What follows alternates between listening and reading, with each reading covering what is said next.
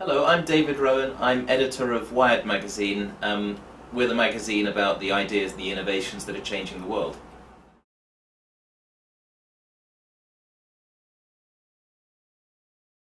So I'm pretty excited about the range of fast-growing exponential technologies that are changing market opportunities. Some people are scared, but I think if you're confident and you don't mind taking a risk about what your business is, you can have a huge upside. And I'm talking about everything from the rise of the mobile internet, where people are spending real money. I'm talking about the development of 3D printing, which is coming right down in price. It changes the whole nature of manufacturing. I'm talking about some of the genomic research that in medicine, for instance, is increasingly going to lead to personalized health. So it's going to change your particular outcome, maybe help you live longer. So in every sector, the combination of information technology and some of the new trends, genomics, manufacturing, atomic nano production, create global business opportunities. So I don't think you should be scared of it, but I think you need to be aware.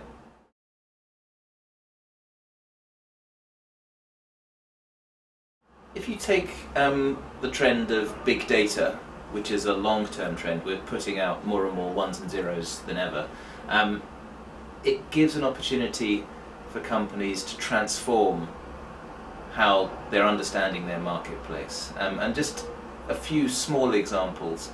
The retailer Walmart in the US is very big on analysing data, and they did some semantic analysis of what people were talking about on social media, and they discovered that there were products that they didn't stock where there was growing demand, and there were these highly sweet kind of candies, kind of lollipops mixed with cake pops they called them, and they started stocking them based on this data analysis, and it became a bestseller. Target, another US retail chain, got into a bit of trouble last year when the New York Times reported that by analysing customer purchase data, they could tell you, well, they could know that your 15-year-old daughter was pregnant before you'd know, based on analysing what's in the basket. And I think there are much more significant implications for political campaigns, for big consulting firms. If you can spot patterns in the petabytes of data that are being sent to your networks, then you can solve problems very early on.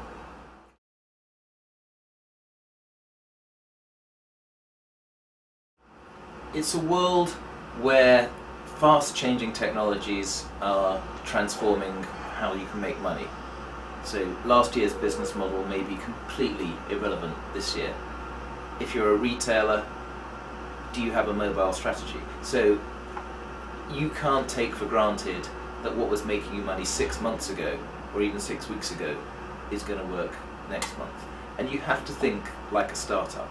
You have to be nimble. There's a great word in startup culture that you keep hearing called the pivot, which is, imagine a basketball player. It can't get through the player in one direction, so he or she will keep one foot on the ground and pivot into another direction. A lot of companies are now trying to work out, if things are not working, don't see it as failure. How can you pivot and change your business model?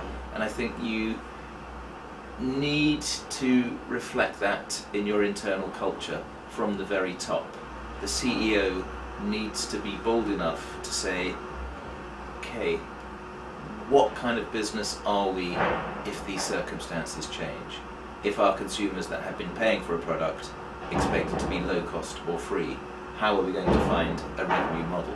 And you always have to realise that because software and the internet create zero barriers of entry to somebody the other side of the world who's got a good idea and is quick, you're competing with them.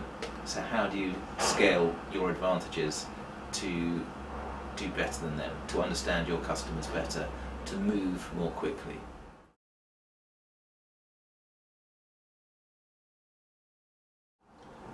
So you're busy people, but you know in a slightly anxious way that there's all these trends changing your marketplace. So what do? Well, I'm not going to recommend that you buy Wired magazine because that would be self-serving. I think you need to read widely. I think you need to network widely. Go to a lot of conferences and understand not just your sector, but completely unrelated sectors. Follow people on Twitter who have radically different expertise, because the latest threats and the latest opportunities are not necessarily going to come from your field. So I edit a magazine, I'm in media, but I am trying to keep up with what's happening in architecture and design, in genomics and medical innovation, because the borders are disappearing and the designer is working with a medic to come up with an app or a device that you follow, that follows you, that improves your health. The architect increasingly needs to understand science to produce a building that is climate proof. And I think anybody, if you're working in a manufacturing business, or if you're working in a software business or an accounting business, you have to look into completely unrelated fields and understand the trends there and see how that can reflect how you do things.